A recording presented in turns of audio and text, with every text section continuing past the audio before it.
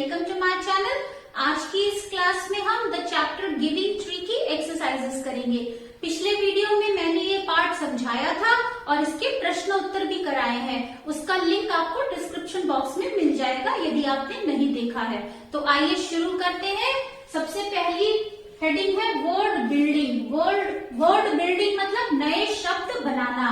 ये page number 126 पर दी गई है।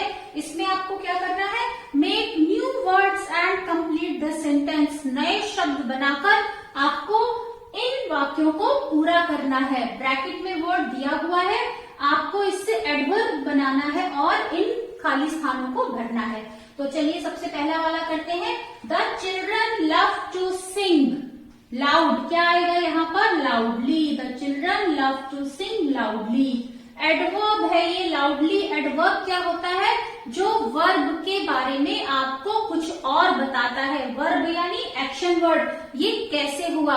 तो एडवर्ब के बारे में जानने के लिए, इस टॉपिक को पढ़ने के लिए बच्चों मेरे चैनल को सब्सक्राइब कीजिए। उस पर आपको ग्रामर के बहुत सारे टॉपिक्स मिलेंगे। तो आइए नेक्स्ट करते हैं। Read your lesson silent. क्या आएगा यहाँ पर, silently. Read your lesson silently. अपना पाठ कैसे पढ़ो, शांति से। Throw the ball slowly. Ball को धीरे से फेंको। The tree gave its fruit to the boy. Happy से क्या बन जाएगा, हैप्पीली, खुशी से दिया। पेड़ ने अपना फल लड़के को खुशी से दिया। Do your work neat. Neat से क्या बनेगा, नीटली, अपना काम सफाई से करो। Do your work neatly. तो स्टूडेंट्स इनको आप खाली स्थान में भर सकते हैं। तो आइए नेक्स्ट करते हैं। Fill in the blanks with the correct word. आपको खाली स्थान भरना है सही शब्द से। नेक्स्ट एक्सरसाइज जो पेज नंबर 126 पर है, यहाँ पर आपको इन ब्लैंक्स में सही शब्द भरना है। Fill in the blanks with the correct word. So let's do it. यहाँ पर बेसिकली ये एक्सरसाइज जो है बच्चों वो सिंगुलर और प्लूरल की है।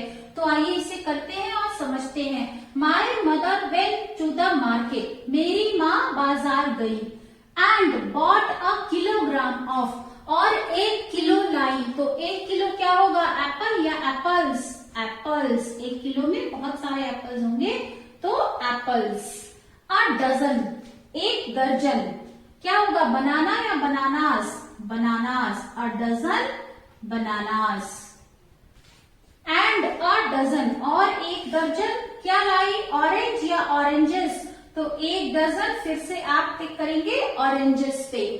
I love oranges. मुझे ऑरेंजेस संतरे बहुत पसंद हैं।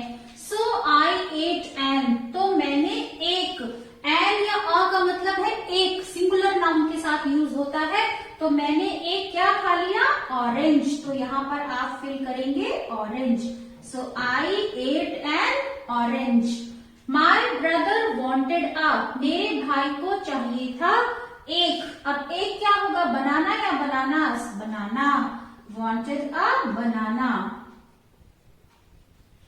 एंड माई सिस्टर, और मेरी बहन ने asked for an.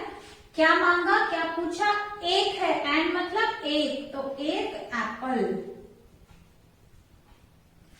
A tree has. एक पेड़ के पास होते हैं क्या, 1 ट्रंक और ट्रंक्स। एक ही ट्रंक होता है, एक पेड़ का एक ही तना होता है। तो यहां आप फिल करेंगे ट्रंक। नेक्स्ट है बट मैनी, लेकिन बहुत सारी। टहनी या टहनियां, बहुत सारी टहनियां। तो यहां आप फिल करेंगे branches, BRANCHES, branches. A dash has a number of dash.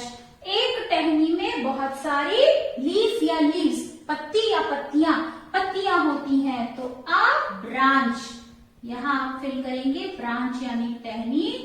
एक ब्रांच में बहुत सारी, नंबर ऑफ यानी बहुत सारी क्या होती हैं, पत्तियां। तो यहां आप फिल करेंगे लीव्स। एंड और फ्लावर या फ्लावर्स, फ्लावर्स, बहुत सारे फूल भी होते हैं। तो स्टूडेंट्स यहाँ पर आपने फर्स्ट में टिक किया एप्पल्स, दूसरे में टिक किया बनानास, फिर आएगा ऑरेंजेस, फिर ऑरेंज, फिर बनाना, फिर एप्पल, फिर ब्रांचेस यानी टहनियां, यहाँ आएगा ट्रंक, फिर ब्रांच यानी टहनी, और अंत में आएगा पत्तियां और फूल। तो इस तरह से आप सिंगुलर प्लूरल को ध्यान रखते हुए इस एक्सरसाइज को अपनी बुक में फिल करेंगे। Next students, let's talk section. Let's talk means चलो बात करते हैं। ये एक्सरसाइज पेज नंबर 127 पर दी है। तो इसमें कुछ क्वेश्चंस हैं। क्या है पहला प्रश्न, why should we not cut trees? हमें पेड़ क्यों नहीं काटने चाहिए? क्यों नहीं काटने चाहिए? क्या लिखेंगे आप? We should not cut trees. हमें पेड़ नहीं काटने चाहिए क्योंकि because it gives us oxygen, fruits, shade, wood etcetera. क्योंकि ये हमें क्या देते हैं? ऑक्सीजन देते हैं, फ्रूट्स यानी फल देते हैं, शेड यानी छाया देते हैं, और वुड यानी लकड़ी देते हैं, और एक्सेट्रा यानी इत्यादि चीजें। और भी बहुत सी चीजें हैं जो आपको पेड़ों से मिलती हैं। तो पेड़ों पर बहुत से पशु पक्षियों का घर होता है, तो बहुत सारी चीजें हमें पेड़ देते हैं, इसलिए हमें पेड़ को नहीं काटना चाहिए।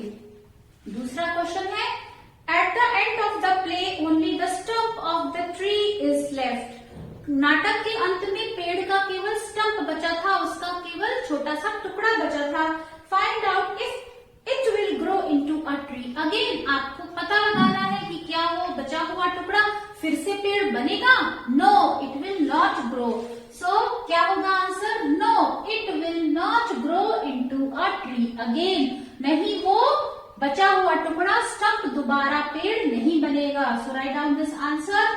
Next is question number 3। Say the given sentences with different expressions. नीचे कुछ वाक्य दिए हैं, आपको इन्हें अलग तरह से लिखना है। जैसे पहला है, कम एंड प्ले विथ मी। आओ और मेरे साथ खेलो। इसे हम ऐसे भी लिख सकते हैं, come to play with me. मेरे साथ खेलने के लिए आओ। नेक्स्ट है, I want to buy things and have fun. मैं चीजें खरीदना चाहता हूँ और मजे करना चाहता हूँ। तो इसको आप लिख सकते हैं, I want to have fun. मुझे मजे करना है चीजें खरीद कर। By buying things. I want to have fun by buying things. Next third number है, come and climb up my trunk and swing from my branches. तो इसको आप कैसे लिख सकते हैं? कम, आ जाओ, you can climb up my trunk. तुम मेरे ट्रंक पर, मेरे तने पर चढ़ सकते हो। And swing from my branches, और मेरी टहनियों से झूला झूल सकते हो। नेक्स्ट है B number, cut down my trunk. मेरे ट्रंक को काट दो, तने को काट दो। तो क्या लिख सकते हैं हम? You can cut my trunk. तुम मेरा तना काट सकते हो। नेक्स्ट है E number, I am too old to swing on branches. मैं टहनियों पर झूला झूलने के लिए बहुत बूढ़ा हूँ। तो आप इसे ऐसे भी लिख सकते हैं, it is difficult to swing on the branches in the old age. यानी वृद्ध अवस्था में पेड़ की टहनी पर झूला झूलना बहुत कठिन है, मुश्किल है। नेक्स्ट है, I am too tired to climb. मैं पेड़ पर चढ़ने के लिए बहुत थका हुआ हूँ, बहुत थक चुका हूँ। तो आप इसको ऐसे भी लिख सकते हैं, I am so tired to climb. मैं पेड़ पर चढ़ने के लिए बहुत थका हूँ। तो ये थी हमारी लेट्स टॉक सेक्शन की एक्सरसाइज। अब नेक्स्ट हम करेंगे let's write section. Let's write यानी चलो लिखते हैं। लास्ट है लेट्स राइट सेक्शन, चलो लिखते हैं। Right these sentences in the correct order. नीचे कुछ वाक्य दिए हैं, उन्हें आपको करेक्ट ऑर्डर में लिखना है। Also choose the right word from the box. एक बॉक्स में लाल रंग से कुछ शब्द लिखे हैं, आपको उनमें से एक शब्द सेलेक्ट करना है and add it before each sentence. और हर वाक्य के पहले उसे जोड़ना है। Remember to put a comma after it, for example finally. और ये वर्ड ऐड करने के बाद आपको कॉमा जरूर लगाना है। तो first, then, after that, finally. First यानी पहले, देन यानी उसके बाद क्या हुआ कहानी में, आफ्टर दैट उसके बाद क्या हुआ, और फाइनली यानी अंत में क्या हुआ। तो सबसे पहले आप क्या लिखेंगे? सबसे पहले आप लिखेंगे फर्स्ट, तो कॉमा लगा देंगे। First the tree gave its apples to the boy. सबसे पहले पेड़ ने लड़के को अपने सेब दिए। उसके बाद कहानी में, नाटक में क्या हुआ? आफ्टर दैट, फिर कॉमा लगाएंगे। After that It gave him its branches to make a house. उसके बाद उसने लड़के को क्या दिया? अपनी टहनियां दी घर बनाने के लिए। तो उसके बाद नाटक में क्या हुआ? Then यानी उसके बाद It gave him its trunk, फिर उसने अपना तना दिया। किस लिए? To make a boat, एक नाव बनाने के लिए। फिर अंत में यानी फाइनली क्या हुआ? It asked him to sit on the stump, और अंत में पेड़ ने क्या कहा? उसे अपने बचे हुए टुकड़े पर आराम करने के लिए, बैठने के लिए और आराम करने के लिए कहा।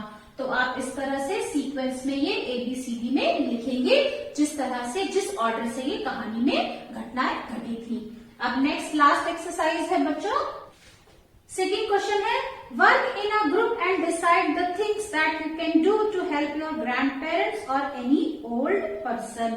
आपको एक ग्रुप में काम करना है और ये डिसाइड करना है यानी तय करना है किसी भी वृद्ध व्यक्ति या अपने दादा दादी या नाना नानी को मदद करने के लिए, उनके लिए आप क्या कर सकते हैं? दादा दादी की मदद करने के लिए आप उनके लिए क्या कर सकते हैं?